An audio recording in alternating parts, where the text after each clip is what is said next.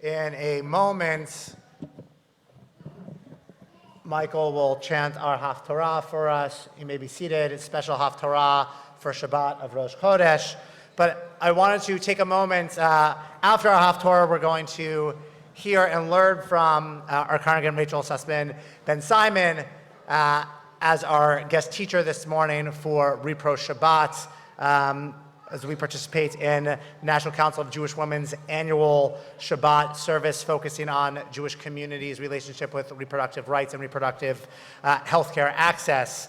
But I want to contextualize for a moment why it's this Shabbat annually when we read Parashat Mishpatim that NCJW encourages Repro Shabbat, specifically because of one verse which we just read. Among all these verses of Torah, there's one verse in which we read, V'chi yinatsu anashim v'nagfu isha hara v'yatzlu yeladecha lo yeh ason ano she'anesh kasher yashit alav bi'al isha natan biflilim.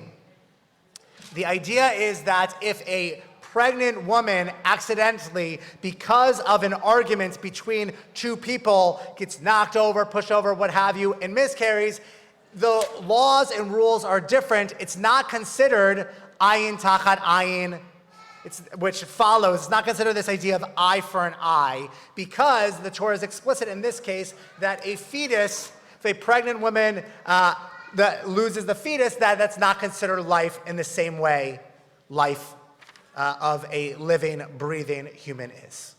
And so from this context comes 2,000 years of rabbinic tradition from the Mishnah 16 plus 100 years ago that talks about the idea that there are times when pregnant women not only can and are permitted to have abortions, but are obligated to have abortions. Rashi goes on to say, in commenting on the Babylonian Talmud, that if a child puts a mother's life at risk, then that mother's obligated to have an abortion.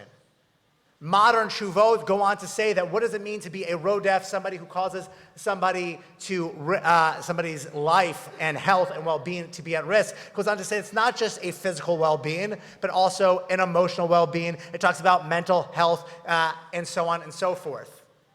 And that's all well and good, but this idea that one must be convinced, based on our tradition, that we need proof.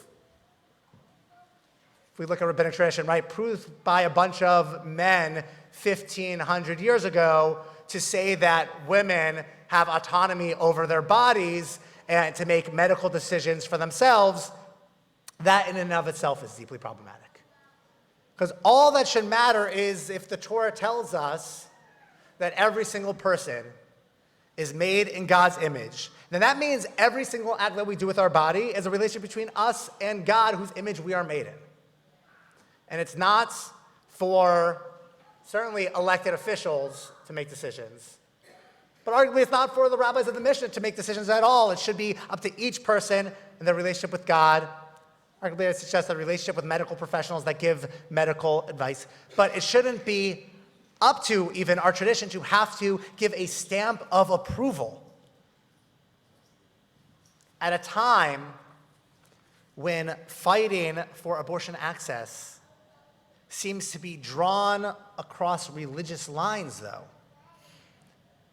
That's why it's important to have a Repro Shabbat, not because somebody should feel like the rabbis permit this, but because we should be saying that those whose religions march in these march for pro-life, which is really these anti-abortion marches, mostly those of evangelical and Catholic scent, that doesn't define religion in this country. That certainly doesn't define religion's relationship with abortion access and reproductive health care in this country.